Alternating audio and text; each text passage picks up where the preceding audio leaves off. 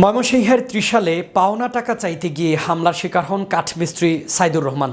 তাকে বাঁচাতে গিয়ে প্রাণ হারান তার ভাই ফজলুল হক। 1 মাস পার হলেও মূল আসামিরা গ্রেফতার না হওয়ায় ক্ষোভ প্রকাশ করেছেন স্থানীয় বিএনপির নেতৃবৃন্দ ও এলাকাবাসী। শুক্রবার জুম্মার নামাজের পর ফজলুল হকের কবর জিয়ারত করেন আমিরাবাড়ি ইউনিয়ন বিএনপির আহ্বায়ক আবুল খায়ের ফরাজি সহ নেতাকর্মীরা। তারা দ্রুত সকল আসামির গ্রেফতারকৃত ও দৃষ্টান্তমূলক শাস্তির দাবি জানান। উল্লেখ্য, গত 7 জানুয়ারি পাওনা টাকা চাইতে গেলে পলাশ মিয়া, অভি মিয়া, আব্দুল মোতালেব সহ কয়েকজন দেশীয় অস্ত্র নিয়ে সাইদুর রহমানকে পিটিয়ে আহত করে। তাকে বাঁচাতে গেলে ফজলুল হকও মারাত্মক আহত হন এবং ময়মনসিংহ মেডিকেল কলেজ হাসপাতালে মারা যান। আজকে একটি মাস যাবত আমরা আমার ভাইকে হারিয়ে দাঁড়ে ঘুরতেছি।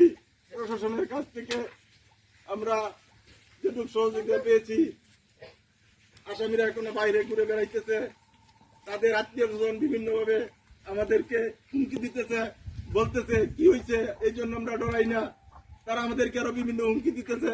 আমরা মামলার কাজ আগায় নেওয়ার জন্য যাতে নিতে না পারি, আমাদেরকে দুর্বল করার জন্য বিভিন্নভাবে আমাদেরকে হুমকি দিতেছে। এই জন্য আমি প্রশাসনের কাছে দাবি জানাই, অনতি বিলম্বে আমাদের এই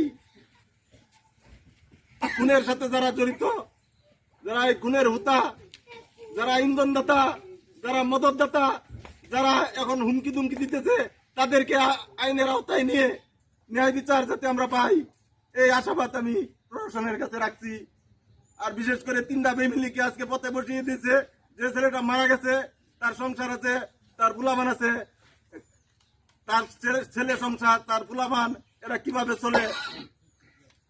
যাকে আহত করা হয়েছে তার সংসার কিভাবে চলে? তার একটা হাত ভেঙে গেছে, আরেকজনকে আহত করা হয়েছে, 3টা ফ্যামিলিকে কিছু করে দিচ্ছে, তারপরে হুঙ্কার দিতেছে। আমরা অত্যন্ত দুঃখিত, প্রশাসন তাদেরকে এখন পর্যন্ত আইনের আওতায় নিতে পারে নাই।